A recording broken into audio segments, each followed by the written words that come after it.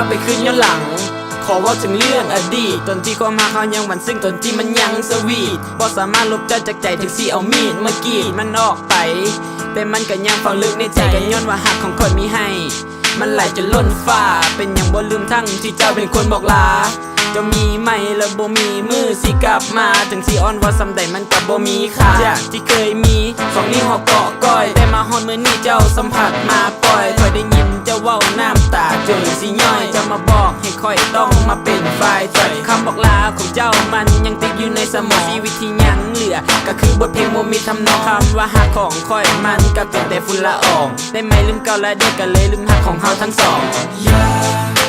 เราก็ต้องมาลวงกันเราก็ต้องเราแบบนั้นหากไม่มีความผูกพันจะไม่มีแล้วความฝันที่เราทั้งสองจะได้หักกันต่อไปบอกว่าเจ้านั้นได้เปลี่ยนใจมันทรมานเวลาเสียงเจ้าหายไปก็ทรงจำที่เหลือแบบมีแต่รูปที่เราเคยถ่ายที่ค่อยเก็บไว้กับเป็นแหวนที่เจ้าเคยใส่แห้งคิดแห้งเศร้าทุกเทื่อน้ำตาค่อยไหลนั่งคิดทบทวนว่าเป็นอย่างเจ้าจึงไปค่อยให้ทุกอย่างกับเจ้าที่คนอื่นบ่เคยให้เจ้าได้ทุกอย่างจากค่อยที่คนอื่นบ่เคยได้แต่บางเจ้าตอบแทนมันเห็นในค่อยเสียใจ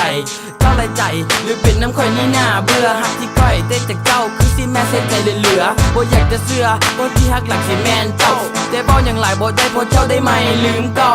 เจ้าไปแล้วบ่มีทางจะกลับมาอีกหักสองเฮาได้กลายเป็นเพียงอดีตค่อยควรฮู้ว่าเฮาไปกันบ่ได้เพราะว่าหักมันดึงเจ้าบ่ได้เราก็ต้องมาลวงกันเราก็ต้องเราแบบนั้น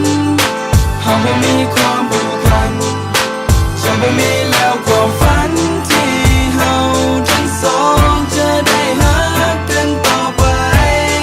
บอกว่าเจ้านั้นได้เปลี่ยนใจค่อยยังจดค่อยยังจือทุกเหตุการณ์ทุกคำเว้าที่เจ้าได้เว้ามีทั้งเจ็บทั้งหวานทุกบนทุกทีที่เฮานั้นเคยย่างผ่านคิดหน้าภาพเหล่านั้นมันแสนจะทรมาน LOVE ที่เฮาเคยใส่นำกัน Baby Honey ที่เฮาเคยห้องขานกัน Just you and me ที่เฮานั้นเคยต้องการ So finally เฮาก็เลิกลากัน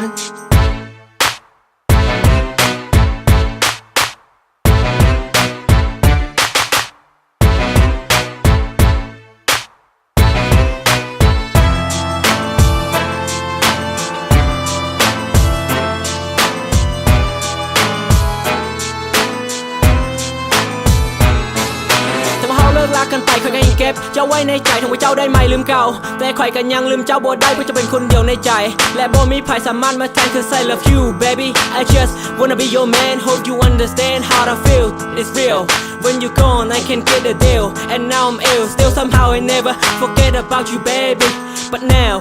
you probably forget about me เจ้าก็คือสิลืมข่อยแล้วแต่ใจข่อยยังลองลอยนับมื้อนับวันพัฒนารอคอยให้เจ้านั้นกลับมาได้นั่งคิดหาได้นั่งคอยท่ากอดหมอนห้อนหนแบบคนเป็นบ้าโอ้เบ้วันใดจึงสิกลับมาแต่คือสิบ่มีวันเพราะเจ้านั้นไปมีคนใหม่ข่อยก็อยากมีใหม่แต่ใจข่อยยังลืมเจ้าบ่ได้แล้วบ่สิเฮ็ดจังใดให้มันลืมกันง่ายได้คือกับเจ้าแต่มันก็คือสิยากเพราะใจข่อยยังบ่ลืมคนเก่าเราก็ต้องมาลวงกันเราก็ต้องเราแบบนั้น